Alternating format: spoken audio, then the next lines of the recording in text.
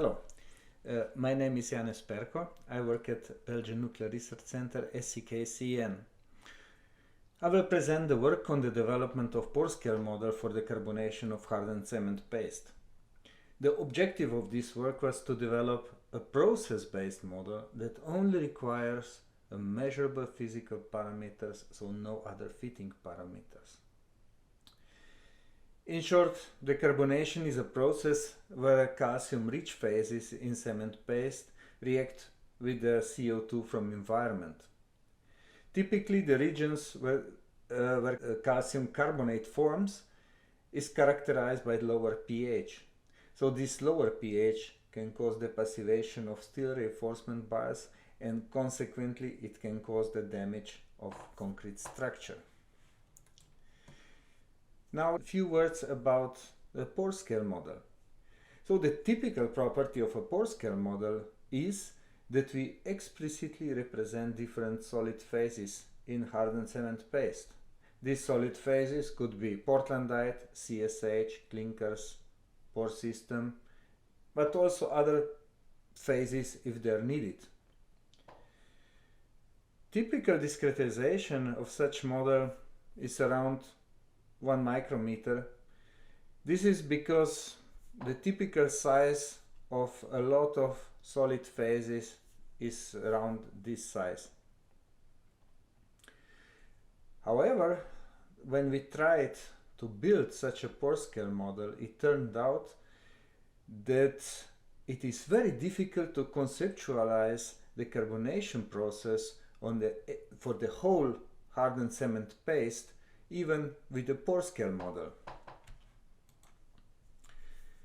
So we decided to simplify our model and to only focus on the carbonation of portlandite. The reason that we took only portlandite is, first of all, it is a crystalline phase. It has a simple chemistry, so it is simple reactions, and also because the reaction is a pseudomorphic replacement reaction. This means that on the top of the crystalline phase portlandite, we form secondary precipitate, so calcium carbonate forms on the top of this portlandite layer. Our model is very simple. It includes only 3 components. It includes portlandite, water, and also air as a boundary condition with a specified CO2 concentration. Of course, we allow also for a precipitation of calcium carbonate. In such model, the first thing that we need to define is to make the conceptual model of the transport through newly formed phases. So how the ions can be diffused from the portlandite to the water side and vice versa.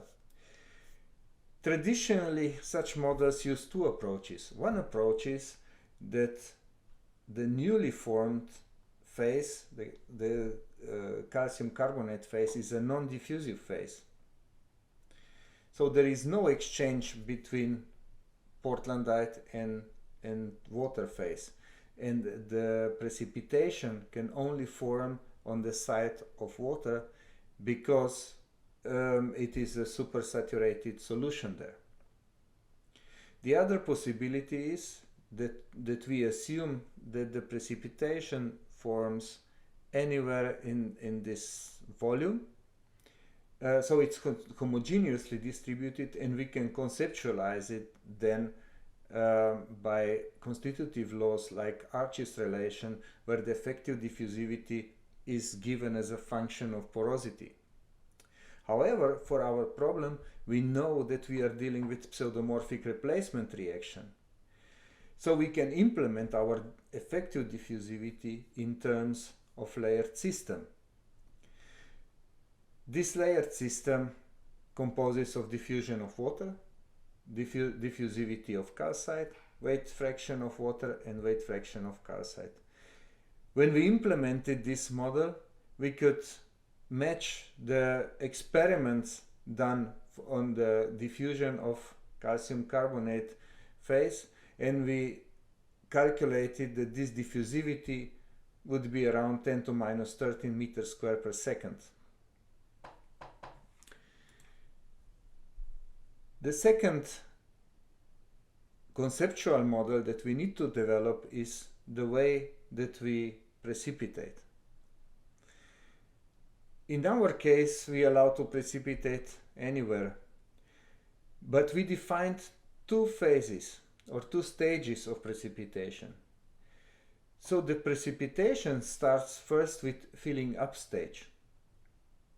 In this stage, we fill up the volume with calcite layers. For simplicity, we assumed cubic crystals, which this assumption is close to the rhombohedral morphology of calcite crystals.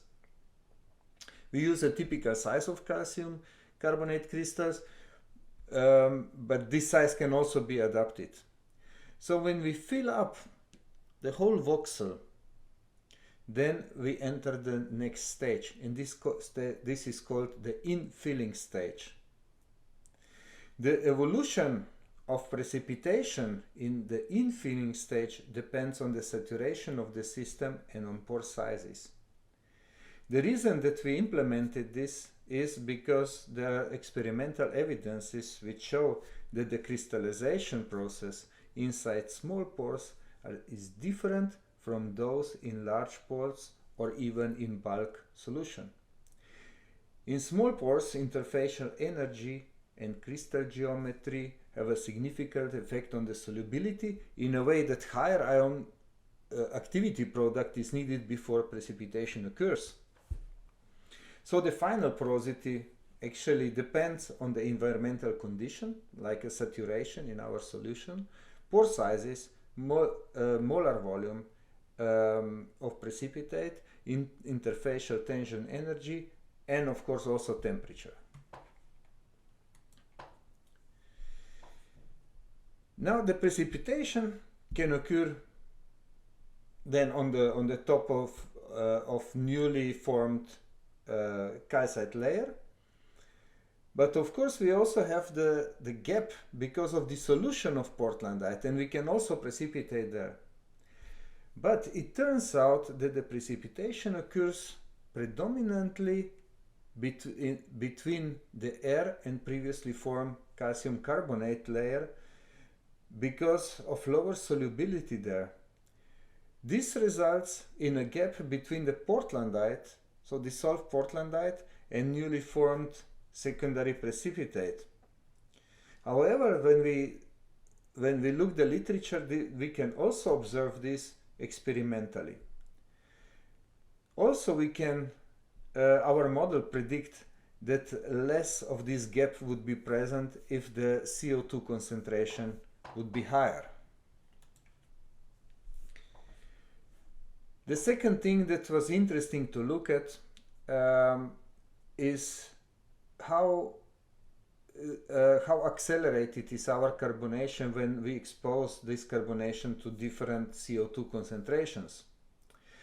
It turns out that there is very little difference in the rate of carbonation up to 3% of CO2 concentration. However, then the acceleration is much more pronounced for higher concentrations. The reason is that at lower concentration we have higher pH in solution and CO2 is less soluble. So for example, between 0.3% and 3% CO2 concentration there is 10 times difference. However, we only have 2 times difference in dissolved carbon. When we look the difference between 10 and 30%, so the ratio between 10 and 30% and the dissolved carbon concentration is almost the same. So this means that the Henry's law, which is mostly assumed in such model for the solubility of CO2 in water, it might have limited validity, and we need to consider the geochemical conditions in this pore water.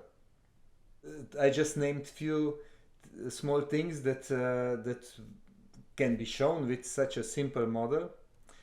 And so we developed this new conceptual model for carbonation of portlandite, which uses only physical parameters or measurable parameters. For example, we don't use cutoff porosity to stop the carbonation in one voxel. Instead, in our model, the residual porosity is controlled by target saturation index. Also, by a newly defined effective diffusion relation, we also determine the effective diffusivity of a calcite layer. But we still have some work in the future. If we want to represent the full hardened cement paste and the carbonation of full hardened cement paste, we need to develop similar conceptual models for all phases, especially for the CSH. And then we need to incorporate together the CSH and portlandite phase. Another thing which is very challenging is how to use this information developed on this pore scale into large scale model. So this is another thing that we need to carefully examine and implement it into larger scale models. So thank you for listening.